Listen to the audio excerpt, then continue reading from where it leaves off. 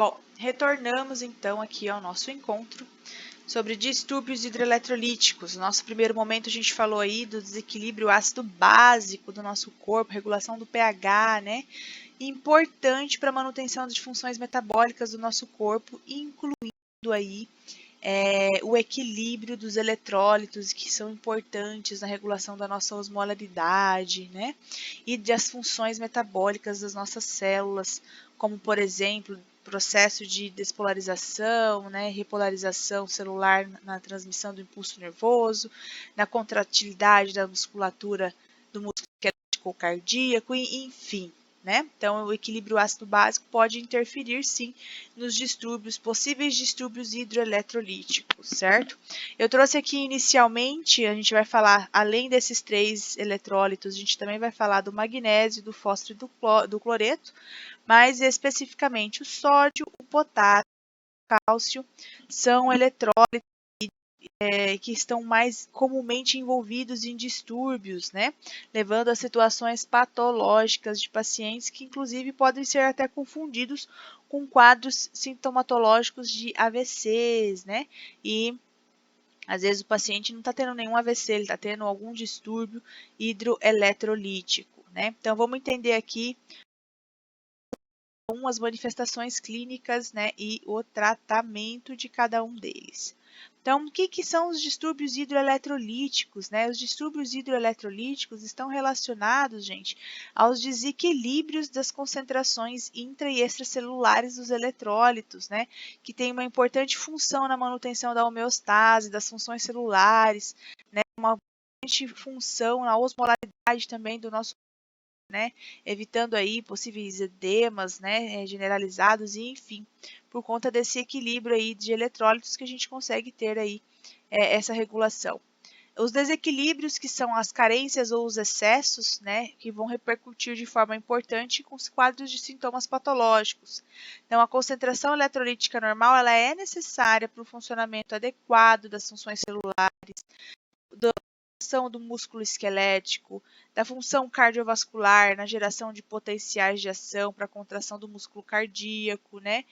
Então, geralmente, os distúrbios hidroeletrolíticos estão bem relacionados, gente, a alterações das funções de contração cardiovascular, né, do músculo cardiovascular,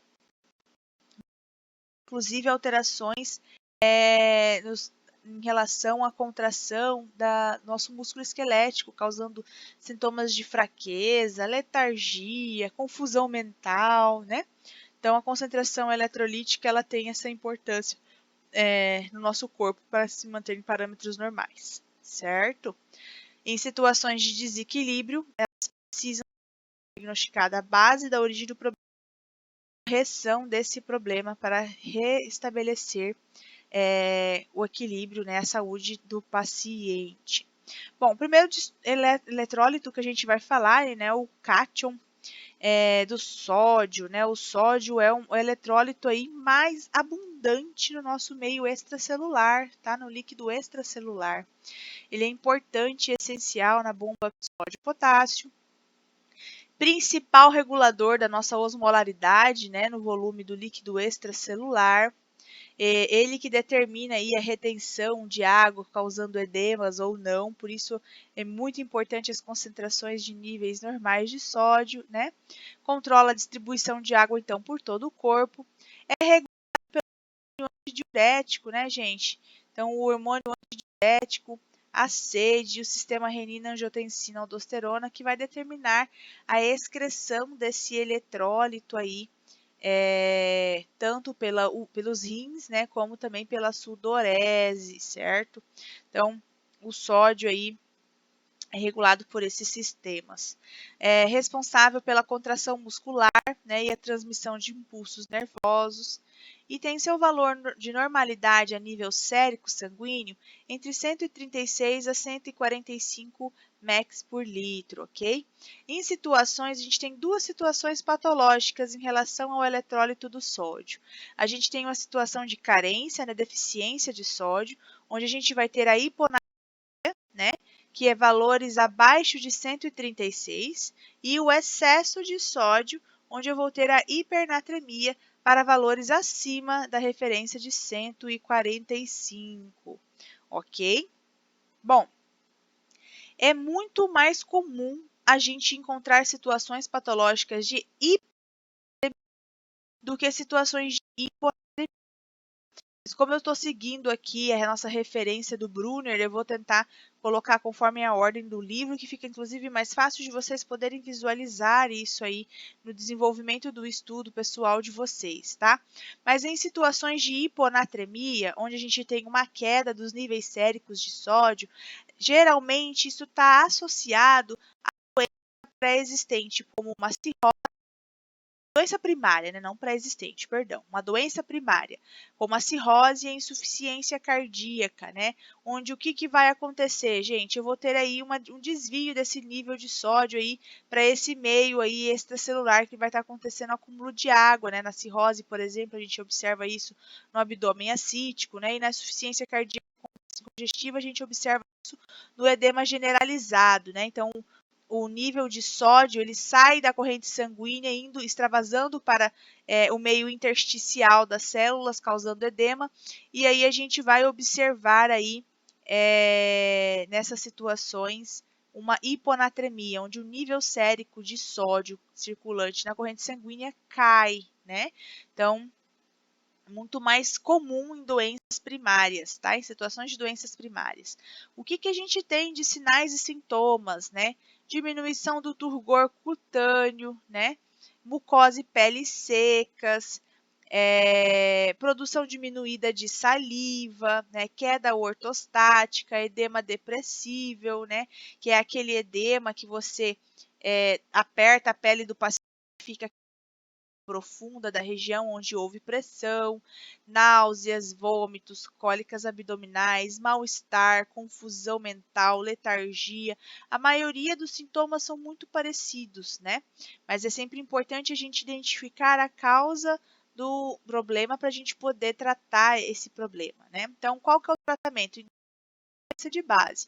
Se o paciente tem uma cirrose, tem uma insuficiência cardíaca, não adianta nada eu só fazer a reposição de sódio desse paciente se eu não tratar a doença de base, certo? Então, eu tenho que tratar a doença de base, além de fazer a reposição de sódio através da administração oral, né? Então, em situações de queda de sódio, eu vou fazer a administração aí de solução salina 3%, né? Sempre posições de eletrólitos, não importa se é sódio, potássio, se é magnésio, se é cálcio, se é fósforo, enfim, seja qual solução for, a reposição tem que ser lenta, tá? As reposições de eletrólitos geralmente são feitas em bomba de infusão, para garantir que o paciente vai ter uma reposição ok, sem uma alteração drástica da regularidade que pode levar a um edema sempre, tá? Então, isso é muito importante.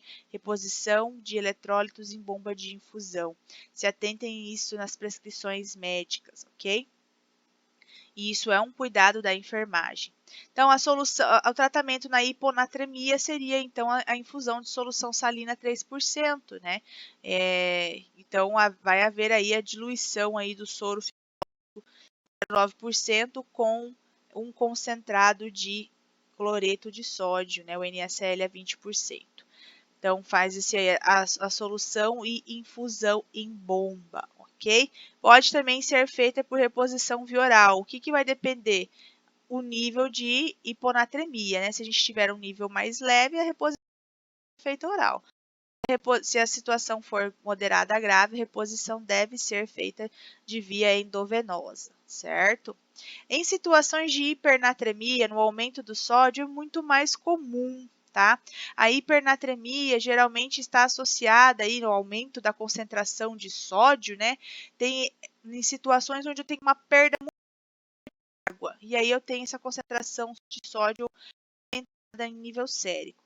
Quais situações que eu posso ter perda importante de água, gente? Sudorese excessiva, às vezes não só para que essas pessoas que têm problemas de sudorese na glândula sudorípara que produzem mais suor, mas as pessoas que têm uma sudorese excessiva em situações de doença por conta da febre, uso de diuréticos, né? Uso de diuréticos sem prescrição, a galera aí que curte aí usar diurético para poder viajar com um corpinho sem celulite ou em forma desinchada, né? Faz uso de medicações assim desenfreadas sem recomendação médica, podendo levar a uma hipernatremia, né? Então, cuidado com isso, então, uso de diuréticos, né? A pacientes que fazem uso do manitol e não têm observação do cuidado de enfermagem, o manitol, como uma das para preparo de colonoscopia, o paciente pode ter um diarreia muito intenso, levando a uma severa desidratação, levando a uma hipernatremia, tá, gente? De sintomas, a gente vai ter língua seca e edemaciada, né? Porque como eu vou ter o aumento da concentração sérica a nível sanguíneo de sódio, a água que estiver disposta em nível intersticial ou intracelular vai por osmolaridade dentro da corrente sanguínea, né? Então, eu posso observar ali a língua inchada também, seca, mucosas pegajosas, pele ruborizada, edema, né? Por conta dessa deslocação do líquido para o meio hipertônico, mal-estar, confusão mental, letargia, convulsão, coma, tremor, hiperreflexia, alucinações, sede, oligúria, né, diminuição da quantidade do xixi, fraqueza muscular e cãibra, gente. Qual que vai ser o tratamento para isso? Primeiro, né, geralmente a gente sabe que a hipernatremia é normal, na maior parte das vezes, ela é secundária à perda de água, né? Então, de sal, não é porque comeu muito sal. Normalmente, a maior parte das situações de hipernatremia, que o paciente teve uma perda massiva de água, né? Que pode ter acontecer aí ou por alguma doença ou por origem iatrogênica, pode ser até um efeito adverso de medicação, como eu falei na situação do uso do manitol ou de diuréticos. Qual que vai ser o tratamento, gente, para situações de hipernatremia, né? Eu vou tratar o paciente com solução hipotônica. Minha solução não pode ter tanto sódio, né? O meu objetivo é aumentar aí a quantidade de líquido circulante no intuito de auxiliar a reequilibrar, a restabelecer a função renal na eliminação da excreção do sódio, né? Então, a solução que geralmente é feita é soro glicosado, né?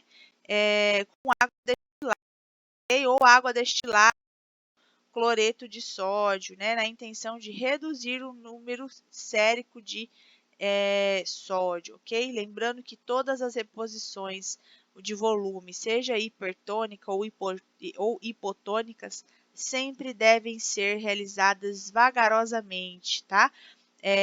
Para evitar aí o risco de qualquer complicação, como edema cerebral, né, ou uma mielinólise pontina, com uma situação de lesão de fibras da ponte cerebral por conta de um edema cerebral. Então, muito cuidado com a reposição de eletrólitos, tá? Bom, cuidados de enfermagem. A gente já sabe que a medicação deve ser realizada em bomba e eu estou a entrada de líquidos desse paciente, né? Já sei que se eu tenho um problema de hiponatremia, eu tenho geralmente problemas associados a distúrbios hidroeletrolíticos em pacientes com cirrose e insuficiência cardíaca congestiva. Na hipernatremia, tenho situações de pacientes que tiveram desidratação severa. Então, cuidado básico, além do que eu já sei de ter cuidado na monitorização do tratamento de cada paciente medicamentoso, eu vou ter que me atentar ao quê? Balanço hídrico. Balanço hídrico inclui, gente, monitorar tudo que entra e sai da boca do paciente, também das vias de excreção urinária e fecal, bem como anotar e registrar o peso do paciente, né? Então, cuidados com o balanço hídrico, com a administração e observação do tentar parar o sistema nervoso, então monitorar com a escala de coma de Glasgow esse paciente pode ter um risco de queda, então eu tenho que atentar e prestar cuidados que reduzam esses riscos do meu paciente, né? E em situações de hiponatremia, gente, estimular consumos de alimentos que tenham sódio, mas quando tem uma hiponatremia, ainda que seja mais de desidratação do que em situação de aumento de ingesta de sal, eu devo sim orientar o paciente a reduzir ao alimento com hipossódico, né? Isso eu tenho que me atentar à dieta do paciente também. Bom, em relação aos distúrbios do potássio, né, gente? O potássio, então, aí, ele já é também, ele é um cátion, né? E ele é um só que dessa vez do meio extracelular, mas sim do meio intracelular, né? Então, o potássio aí, ele está presente aí no nosso meio intracelular, e ele é o principal componente aí da bomba sódio-potássio, e ele regula a excitabilidade da célula neuromuscular. Então, ele tem uma importante função na contratilidade das células, né? Bom, 80% da regulação do potássio é via excreção renal, 20% é através de intestinos e glândulas sudoríparas, tá? Então, a maior parte do equilíbrio do quantitativo de potássio a nível sérico é realizado pelo sistema renal. Os valores de normalidade, gente, é entre 3,5 a 5,1 mEq por litro. Observem a diferença da quantitativo de normalidade dos níveis de potássio para níveis de eletrólitos comuns e meio extracelular. O meio intracelular, a nível sérico na corrente sanguínea, ele sempre vai ter um parâmetro de normalidade muito baixo, né? Agora, para aqueles eletrólitos extracelular, né, a gente tem, por exemplo, o sódio ali entre 135 e 145, né? Deixa eu confirmar aqui, ó, 136 e 145.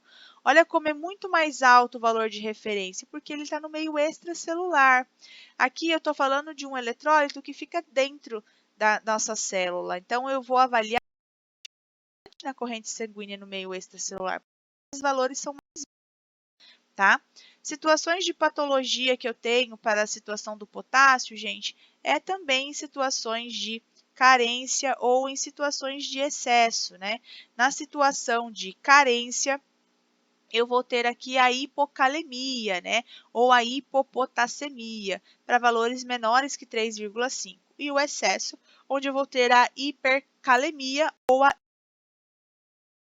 valores maiores que 5,1 mEq por litro, ok?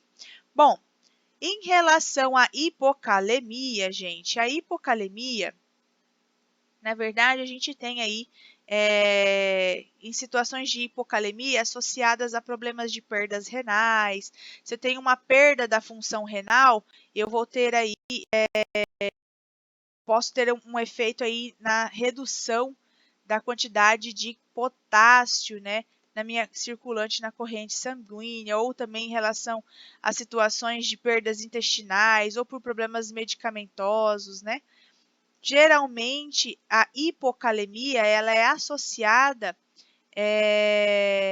pode ser associada a um efeito do excesso de tratamento da hipercalemia, tá? Pode acontecer por um tratamento, na hora de um paciente que está com uma alta quantidade de potássio receber o tratamento para reduzir os níveis de potássio, ele pode vir a apresentar uma hipocalemia. Então, a gente tem que ter muito cuidado também nessa situação de cuidado no monitoramento do tratamento do paciente com esse distúrbio hidroeletrolítico, tá? Então, pacientes aí com níveis menores que 3,5 mEq por litro pode ser classificado como hipocalemia. O que a gente pode ter de causas aí para redução do nível de potássio, então? Posso ter aí deficiência na ingestão de potássio, né? Ter a translocação do potássio do meio extracelular para o intracelular, né? Então, por situações de uso de medicamento ou insulina, porque a insulina carrega a glicose, bem como o potássio para dentro da célula. Então, às vezes, uma hiperinsulinemia ali, o paciente pode estar desenvolvendo uma hipocalemia sim, porque a quantidade do nível sérico que havia já em pequena quantidade no meio extracelular vai todo para o meio intracelular, causando uma hipocalemia, tá? Então, isso não significa necessariamente que uma hipocalemia ela está relacionada aí uma baixa concentração sérica no sangue de potássio. A gente só tem que descobrir se é porque esse potássio está sendo excretado para fora do corpo ou se ele está indo para dentro da célula, né? Que é o caso que eu falei da translocação do meio extra para o intracelular. Né? Perdas também pelo trato gastrointestinal seja aí por diarreia, vômito, perda renal, às vezes por uma alcalose, né, também pode acontecer, perdas renais por hiperaldosteronismo, né, ou alcalose metabólica, ou por hipomagnesemia também pode causar aí uma maior excreção de cálcio também, né? Pode estar causando uma hipocalemia, gente.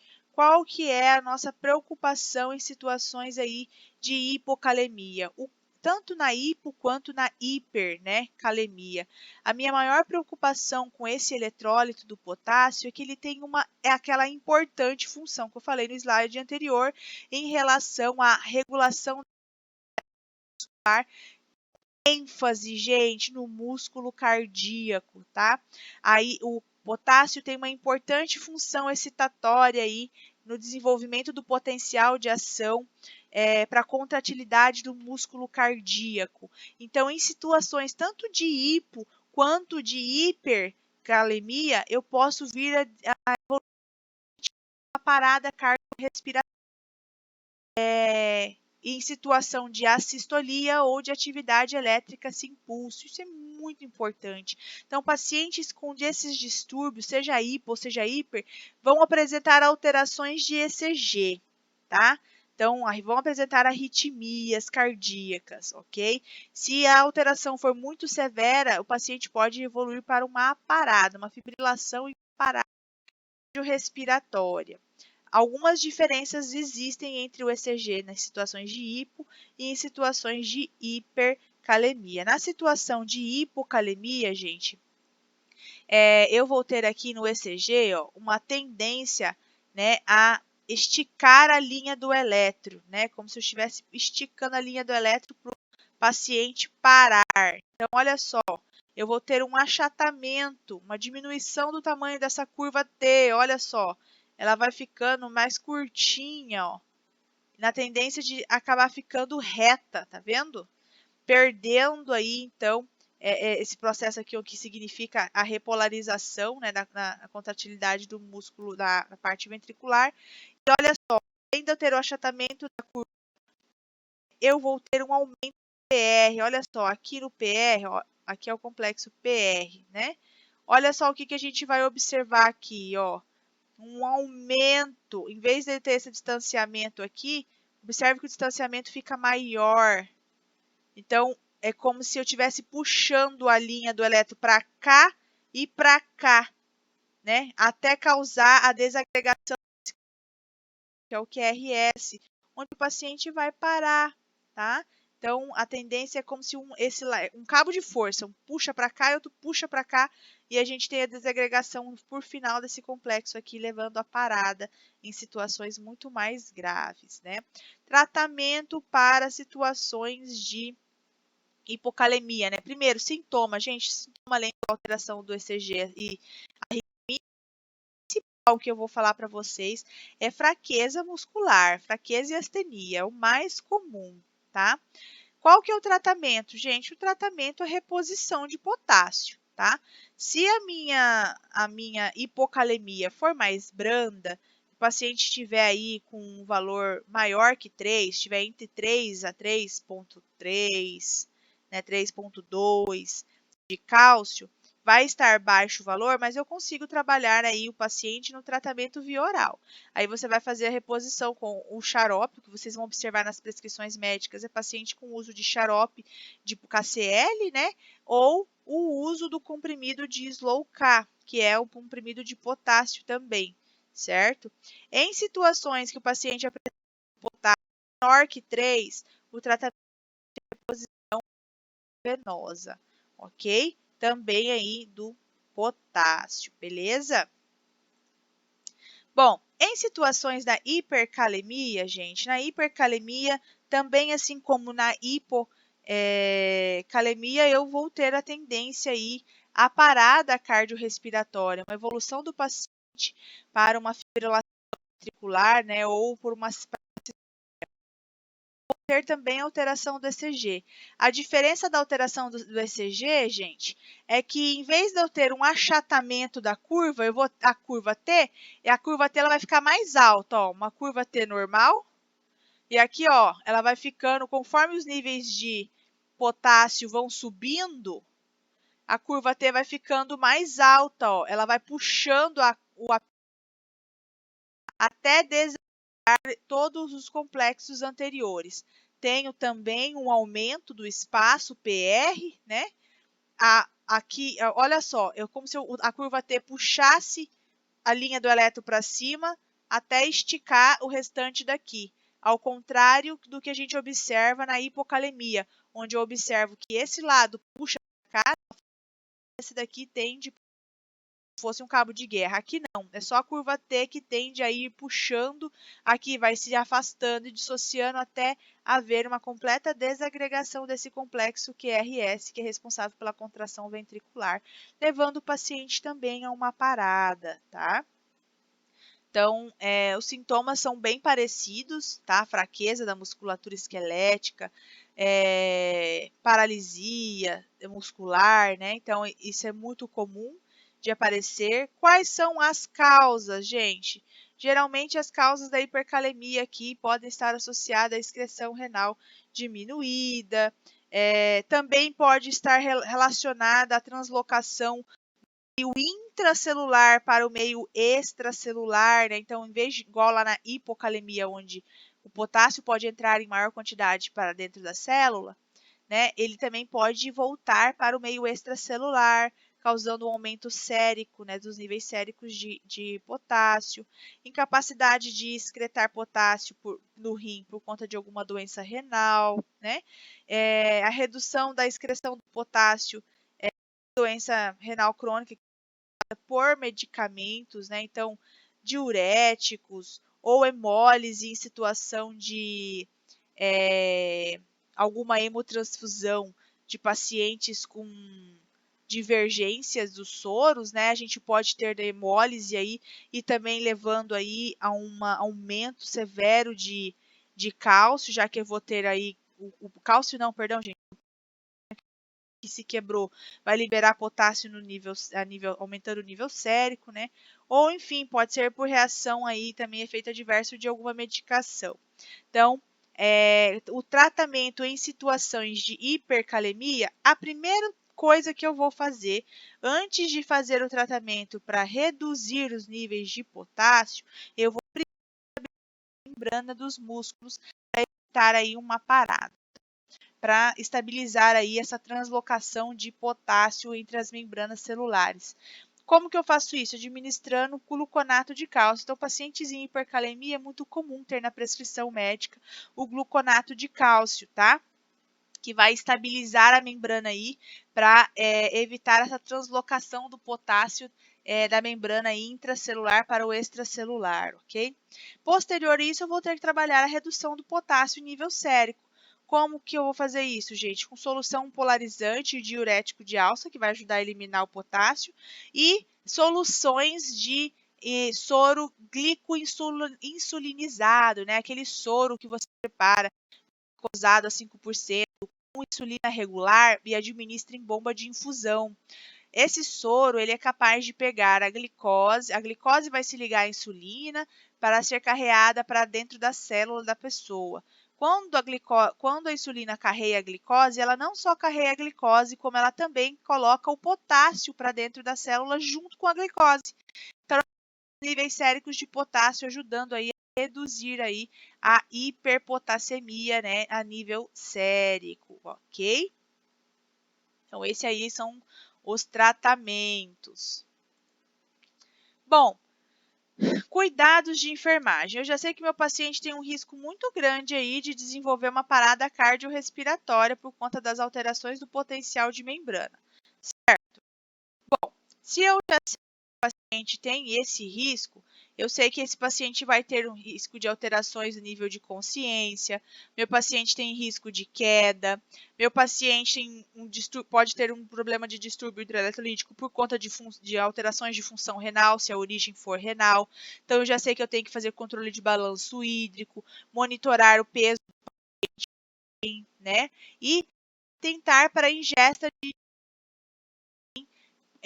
potássio em situações de hipocalemia e uma dieta com pouco potássio em situações de hipercalemia, né? Então, a gente vai desenvolver aí esses cuidados, além dos que já estão descritos aqui, certo? Outro distúrbio muito comum que a gente pode ter também é a situação em relação ao eletrólito do cálcio, né? O cálcio que também é um cátion e ele está presente aí em 99% aí do nosso corpo através do nosso sistema esquelético, né? Então, quem que vai regular aí os níveis séricos de cálcio, gente, na nossa corrente sanguínea? Lá para a gente o nosso nível sérico de cálcio na corrente sanguínea, vai ser aí o paratormônio, a calcitonina, né? E a vitamina D, que tem importante ação aí, tanto na reabsorção quanto na descalcificação dos ossos para o aumento dos níveis séricos, né? Então, o paratormônio aí, ele vai ter aí uma função muito importante em agir nos osteoclastos, aumentando aí,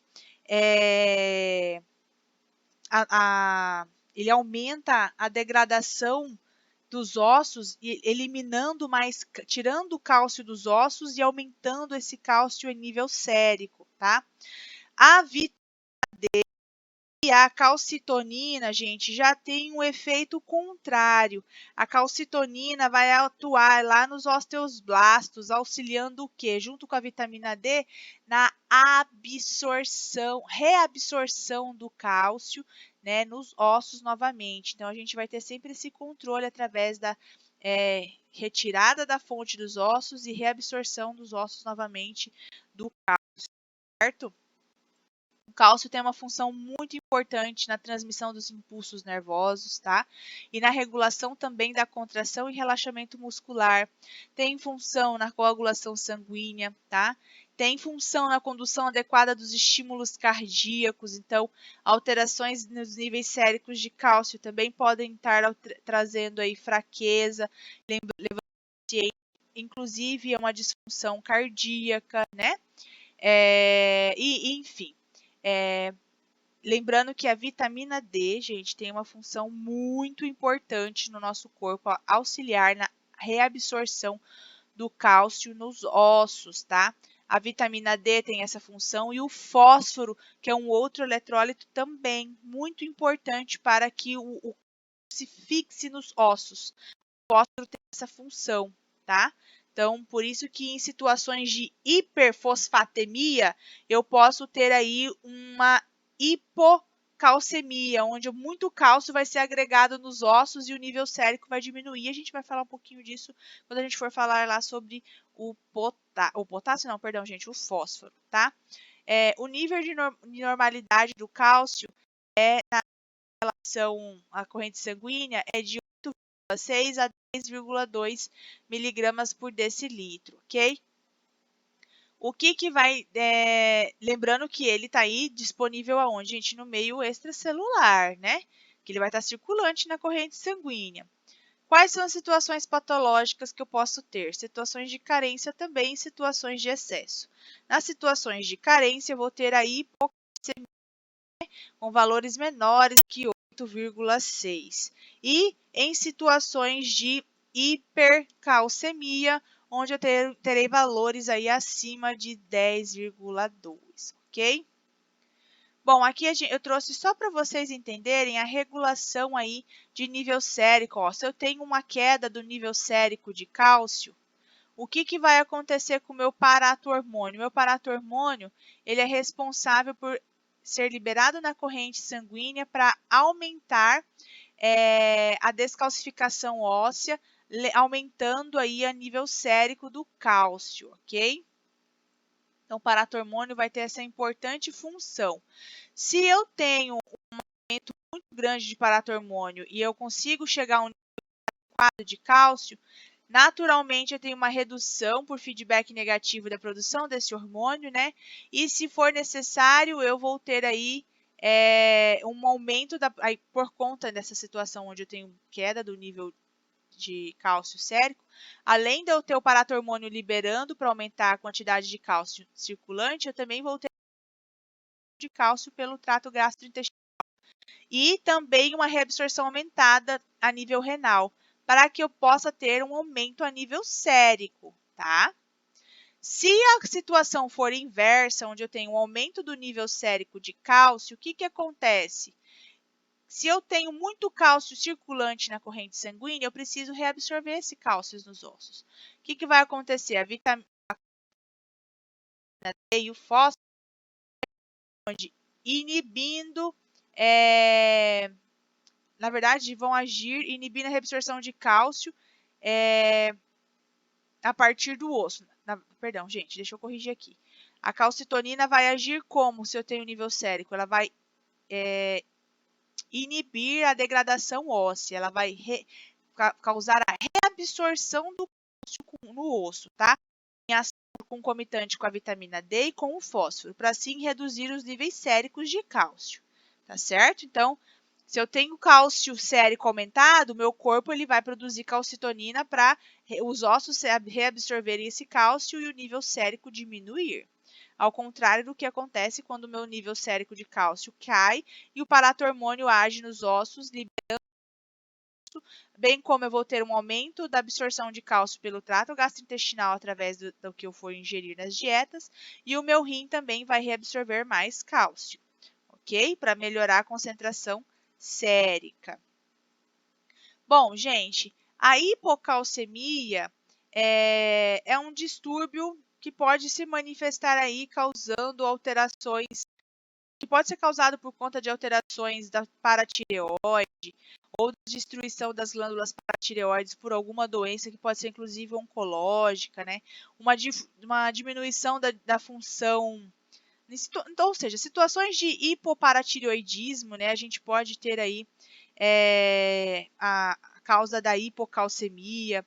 Posso ter aí outras causas também, como a hipoalbuminemia, ou outras situações de osteoporose, pancreatite, enfim, tem diversas situações que podem ser a origem da hipocalcemia, tá? Onde eu vou ter o cálcio abaixo desse valor aqui de 8,6. Gente, qual que é o principal sintoma que eu vou ter aqui em relação à hipocalcemia, gente? O principal sintoma é esses dois aqui, sinal de Trousseau e sinal de... O paciente às vezes vai chegar pronto atendimento com esses sinais e a primeiro olhar clínico, o nosso julgamento é julgar que o paciente está desenvolvendo um acidente vascular cerebral, tá? Por quê? Porque o paciente vai apresentar esse sinal de Trousseau, onde ele apresenta uma contração, né, da mão, dos dedos em direção ao punho, como se fosse fazer uma flexão, né? E eu também vou ter TEC, onde o meu paciente vai ter aí uma contratilidade, né? Ele vai fechar as pálpebras assim como se estivesse piscando e vai ter também uma contração da musculatura perilabial na hora que eu percutir essa região do nervo facial, né? Você vai bater o dedo nessa região do nervo facial e o paciente ele vai puxando o sorriso para o lado e piscando. E o Trousseau é quando eu tenho esse espasmo de contração da mão, né, como se fosse uma flexão, que fica bem nítido ao momento que eu faço uma pressão com o manguito no braço. Não precisa ser uma pressão muito grande não, só uma pressão de 20 milímetros de mercúrio já é o suficiente para eu observar esse sinal aqui, tá? Então isso aqui é a tetania no paciente, pode ser confundido com um acidente vascular cerebral. Muito importante se atentar a isso, certo? Paciente com hipocalcemia, a gente também vai ter alterações do eletrocardiograma, tá? Então, se o paciente apresenta alterações de eletrocardiograma, no geral, é sempre válido a gente se atentar a possíveis distúrbios hidroeletrolíticos. Sempre é só uma arritmia causada por um distúrbio hidroeletrolítico primário, que pode inclusive ser causado por alguma acidose, tá? Metabólica. Importante também investigar isso. fazendo a investigação da gasometria. Bom, qual que é o tratamento, né, em situações de hipocalcemia? A redução do gluconato de cálcio. Sempre fazendo lentamente. Até quando eu vou fazer o tratamento do paciente? Eu vou repor o gluconato de cálcio até sumir os sintomas de tetania, tá? Bom, em situações aí de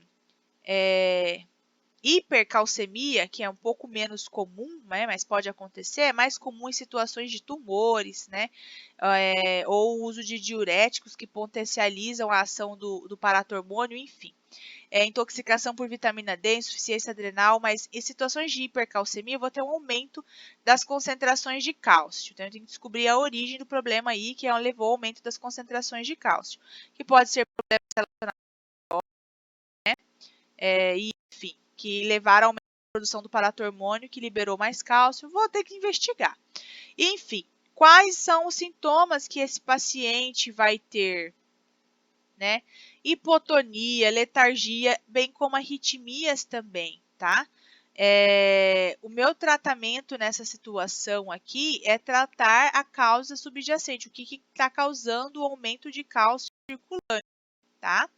E a aplicação de fosfato endovenoso vai ajudar o quê? A esse cálcio ser reabsorvido nos ossos. Lembra que eu falei que os fosfatos têm uma importante função junto com a vitamina D na reabsorção do cálcio, né? Então, cálcio, o hormônio de calcitonina intramuscular, né? Também para ajudar aí a reabsorver o cálcio e reduzir os níveis séricos de gente, infusão de líquido, tá? Hidratar esse paciente para diluir o cálcio circulante e tentar excretar o máximo possível via renal, tá? Então, dá-lhe a água, hidratação, hidratação, hidratação, fosfato na veia e calcitonina, beleza? Cuidados de enfermagem, gente. Eu já sei que tanto na hipo quanto na hipercalcemia, meu paciente pode ter distúrbios renais, então eu vou ter que monitorar o balanço hídrico desse paciente. Preciso monitorar tudo que entra e que sai. Vou monitorar o peso desse paciente. Eu já sei que ele pode ter problemas cardiovasculares que podem levar à letargia, perda do nível de consciência. Então, meu paciente tem risco de queda, pode ter mobilidade prejudicada. Então, eu sempre vou ter que me atentar a isso, né?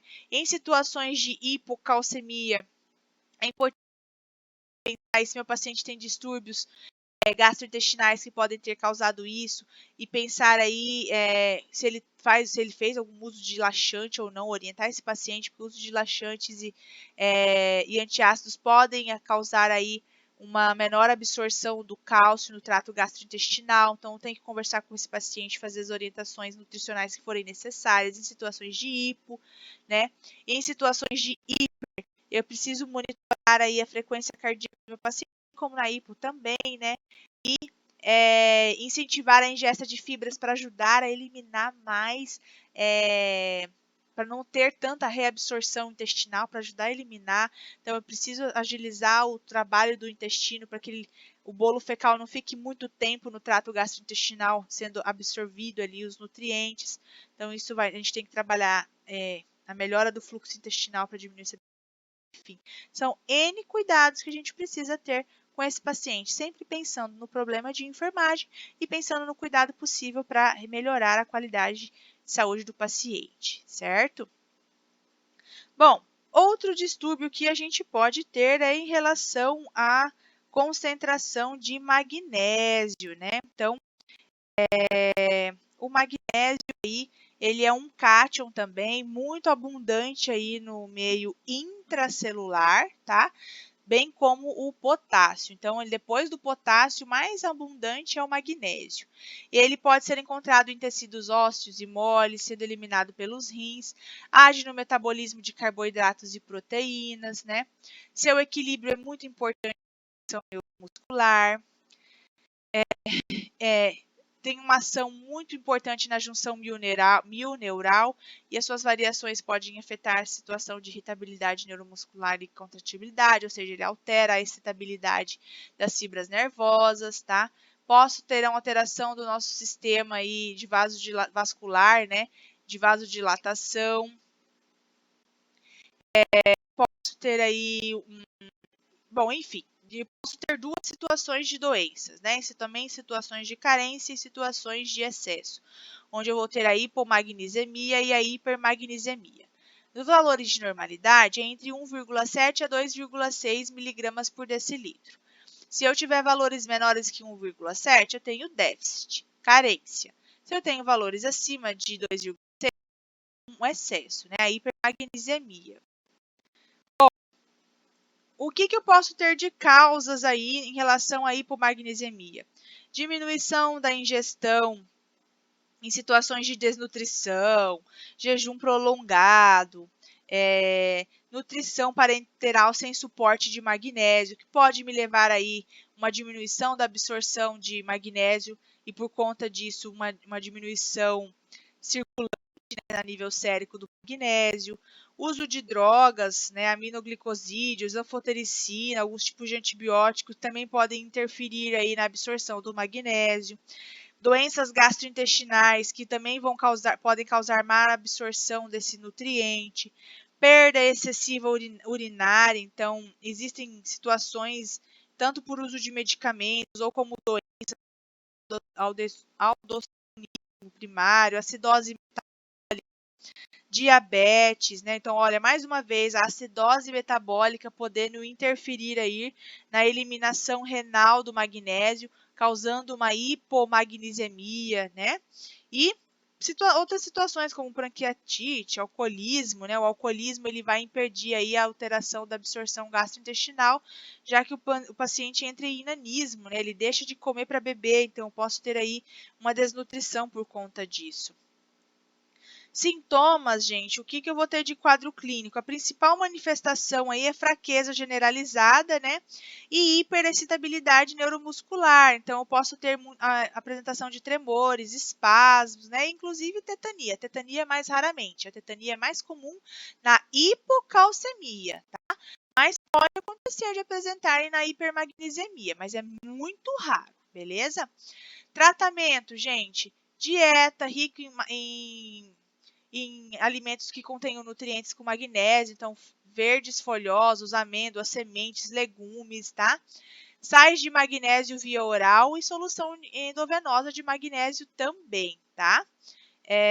Para auxiliar aí na reposição desse eletrólito no paciente.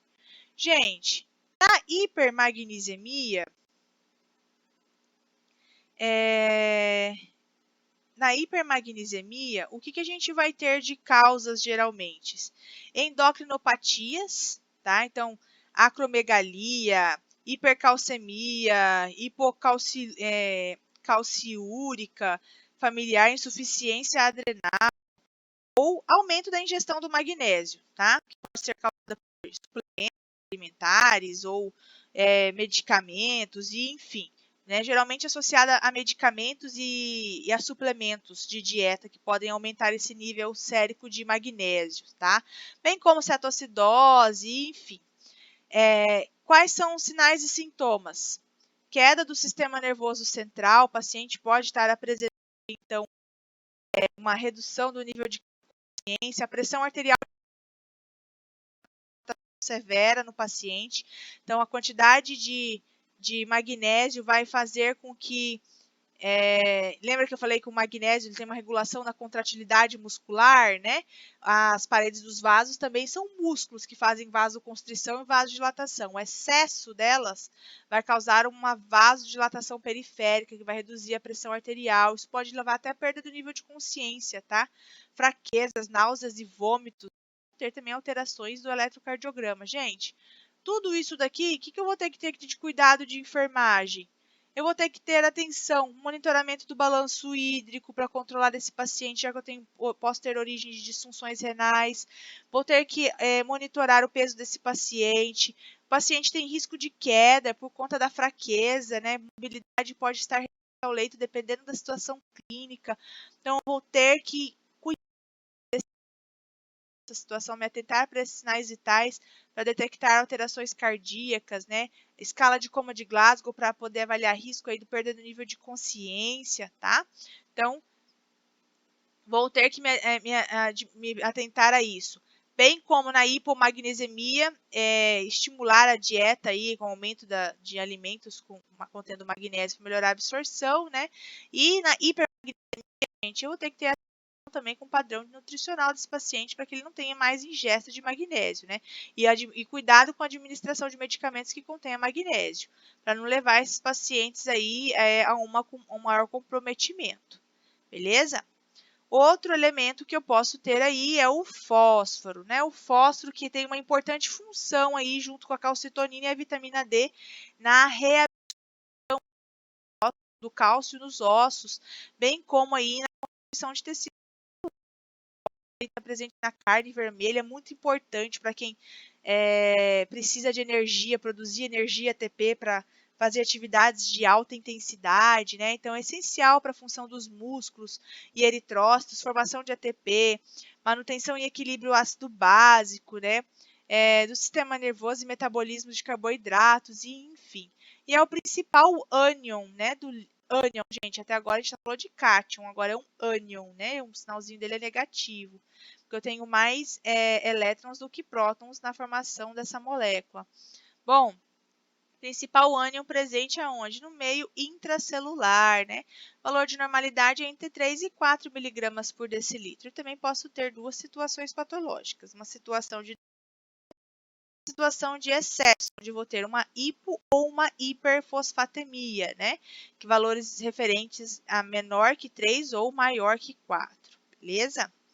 Gente, causas da hipofosfatemia, né? Posso ter aí o translocado no momento que eu do desvio celular de potássio para dentro das células, ele pode levar o fósforo junto, levando o fósforo também para dentro da célula e reduzindo a quantidade de nível sérico, e a gente vai ter uma hipofosfatemia, né? Posso ter problemas na absorção intestinal, na excreção urinária, e enfim, eu posso ter N situações que podem estar me levando aí ao distúrbio de hipofosfatemia, dentro das perdas urinárias de fósforo, que pode ser hipotireoidismo, deficiência de vitamina D, uso de diuréticos, redução do aporte de fósforo, né, que pode estar ligado à vitamina D, porque a vitamina D tem uma importante função também em relação à metabolização do fósforo no nosso corpo, tá? Situações de algum outro problema de acidose, enfim, acidose está levando a função de hipofosfatemia. Sinais e sintomas, gente: irritabilidade, fadiga, apreensão, fraqueza, dormência, né? Fraqueza muscular, da musculatura respiratória. Então, meu paciente pode vir até a desenvolver uma hipoxemia, né? Por conta da fraqueza da musculatura respiratória, você vai perceber que ele vai ter uma dispneia, né? Então, tem que me atentar a isso. Qual que é o tratamento, gente? Por reposição de sódio, né? Botar fósforo para dentro, tá certo? Ou se eu boto potássio para dentro também, para ajudar aí a fazer a translocação do meio extra para o meio intercelular, para realocar a quantidade de fósforo, tá? Ou reposição via oral também. Em situação de hiperfosfatemia, gente, usar aí situações de aumento do reservatório endógeno, né, como por exemplo, já que o fosfato fica dentro da célula, situações de hemólise que pode ocorrer com transfusão de sangue soro divergentes, né, em situações de hipertemia, onde há uma quebra massiva, né, febre muito alta tem quebra de hemácias, né, a gente tem isso, por exemplo, na febre sangue quartana, a situação lá me veio um branco agora, mas, gente, aquela doença da malária, né? Que também pode estar causando uma hiperfosfatemia por conta da quebra massiva de hemácias.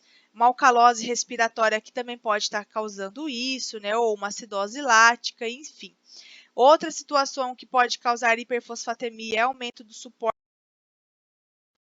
de ingestão excessiva de sais de fósforo, suplementação, né? E, enfim. Diminuição da excreção renal do fósforo também pode estar levando ao aumento de fósforo circulante sérico, né? Bem como algumas outras patologias, né? Que podem acontecer também, mas mais comum essas que eu disse. Sintomas, gente. Bom, se eu tenho muito fósforo, posso ter aumento de calcificações, inclusive de tecidos moles, tá? Lembra que eu falei que o fósforo ele é importante para carregar o cálcio para dentro dos ossos e fixá-lo, né? Então, assim, por exemplo, ele tem uma função importante na formação dos dentes, né? Então, eu posso ter presença de calcificações de tecidos moles, né? Também pode acontecer possível tetania, né? Sensação de formigamento, em extremidades ao redor da boca, noras e vômitos, né? Então, é importante aí, posso ter comprometimento da visão, palpitações, me atentar com esses sintomas. Tratamento na hiperfosfatemia, gente. Preparações de vitamina D, porque a vitamina D vai fazer o quê? Auxiliar na eliminação lá no trato gastrointestinal, ele vai trabalhar a absorção do fósforo no trato gastrointestinal de forma adequada, tá? Uso do carbonato de cálcio ou citrato de cálcio para auxiliar aí a reduzir a quantidade de fosfato sérico também, além da restrição de fosfato na dieta, uso de diuréticos para eliminação a nível renal, né? E em níveis muito graves, diálise, tá? Bom, cuidados de enfermagem, gente. Na hipofosfatemia, eu vou me atentar em identificar, monitorar o paciente, todos eles, independente da hipo ou da hipo, fazer o controle do balanço hídrico, pesagem do paciente, né? Se eu tenho uma hipofosfatemia, eu tenho que me atentar à introdução gradual da solução, né? E se o paciente for desnutrido, eu tenho que me atentar que não pode ser algo muito rápido, para não acontecer uma síndrome da retroalimentação, né? Promover medidas para evitar infecção, monitorar níveis séricos de fósforo e incentivar alimentos ricos em fósforo, leite, amêndoas, peixes, aves. Na hiperfosfatemia, eu não vou incentivar a dieta, né? Eu tenho que me atentar com o padrão de dieta do paciente, bem como também vou monitorar né? Vou atentar com esse paciente para evitar substâncias que contenham fosfato, atentar com os medicamentos que o paciente toma que também não deve conter fosfato, né? Para reduzir esses níveis, ok? E, por último aqui das nossas abordagens de eletrólitos hoje, o cloreto, né? Que é o principal ânion do meio extracelular, tem uma super mega ultra função na regulação da osmolaridade junto com o sódio, tá certo? Ele vai estar presente aí em sucos gástricos e pancreáticos, então ele vai ter na suor, na bile, na saliva, né? Tem uma função importante aí. Constituem aí, como eu já disse, né? Ajudam na pressão osmótica, ele é muito importante na regulação da pressão osmótica. Encontra-se em proporção direta com a concentração de sódio. Produzido que se combina com o hidrogênio para formar o ácido clorídrico, né? Ajuda a manter o equilíbrio do ácido básico do nosso corpo, agindo como um tampão na troca de O2 e CO2 nos eritrócitos. Como que eu obtenho o cloreto, gente? A partir da dieta do sal de cozinha. O controle dele de excreção é feito através da excreção e reabsorção nos rins. Ele é muito perdido nas fezes. A quantidade normal circulante é entre 97 a 107 mEq por litro. E eu posso ter duas situações patológicas também. A situação de hipocloremia e uma situação de hipercloremia, tá? Hipocloremia para valores menores que 97 e hipercloremia para valores maiores que 107, ok? Em situações de hipocloremia, onde eu tenho um cloreto menor que 97, gente, qual que é a causa, tá? Cirurgia plástica, vômito, diarreia, aspiração por sonda nasogástrica, administração de soluções endovenosas deficientes de cloreto, terapia com diuréticos ou pacientes com queimaduras e febre que vai eliminar o cloro em grande quantidade por sudorese ou perda de água, tá? que vai aumentar a reabsorção de cloro, também pode estar sinais e sintomas, gente, que eu tenho na hipocloremia, são sinais e sintomas similares da hiponatremia, tá? Então, sinais aí na hiponatremia que eu vou ter em relação a confusão mental, convulsão, estados de coma, irritabilidade, alterações de comportamento, arritmias cardíacas, né? Então, eu vou ter que me atentar para qual que é o tratamento para esse paciente, gente? Reposição do eletrólito, tá? Do cloreto. Qual que é o cuidado de enfermagem? Já sei que ele tem alteração de pode ter confusão mental, convulsões, vou monitorar ali a escala de Glasgow, vou monitorar ali se eu tenho que ele pode ter problemas de eliminação renal, eu tenho que fazer o balanço hídrico dessa criatura, vou fazer, além do balanço hídrico de peso, tentar aí a escala de Glasgow nesse paciente, vitais para risco de rebaixamento, né? Então, eu tenho que me atentar a tudo isso, bem como, né, a questão da dieta desse paciente por alimentos que contenham cloro, que pode ser por insuficiência na dieta. Bom, e a hipercloremia, gente, é quando o cloreto está acima de 107, eu vou ter de causas acidose metabólica, né, perda de íons de bicarbonato através do rim, que também vai me levar à perda do cloro, a reabsorção, retenção de cloro, que vai causar uma hipercloremia, né? E, enfim, situações de traumatismo craniano, sudorese aumenta. Por que traumatismo craniano, gente? Traumatismo craniano pode desregular a central de controle de temperatura do corpo, causando sudorese, aumento da febre, né? Liberação, aumento excessivo aí, eu posso ter um aumento de cloro circulante. Sinais e sintomas da acidose metabólica, cefaleia, confusão mental, sonolência, frequência respiratória aumentada, náuseas, né, taquipneia, fraqueza, letargia, retenção de líquidos. Tratamento: vou corrigir a causa subjacente, né, para restaurar o equilíbrio, e soluções hipotônicas para diluir esse cloro circulante para que eu consiga tentar eliminar o máximo, ok? Bom, cuidados, gente, eu já sei que eu tenho alterações de nível de consciência, alterações do padrão respiratório, então além do balanço hídrico que eu tenho que fazer desse paciente por conta do risco de alterações renais que levem à origem do problema, eu preciso também me atentar aí a sinais vitais para monitorar algum risco de alteração do padrão respiratório, né?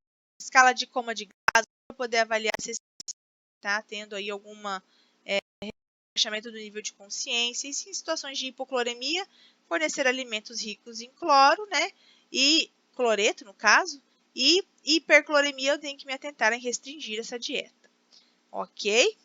Aqui estão as referências do nosso encontro, vou deixar a nossa aula disponível em as 3 partes no YouTube, vou acessar o link no nosso portal e espero que tenha sido bem proveitoso para vocês. Estarei à disposição para qualquer mais demanda ou dúvidas no WhatsApp e aguardo o contato de vocês. Uma ótima semana para vocês e bons estudos!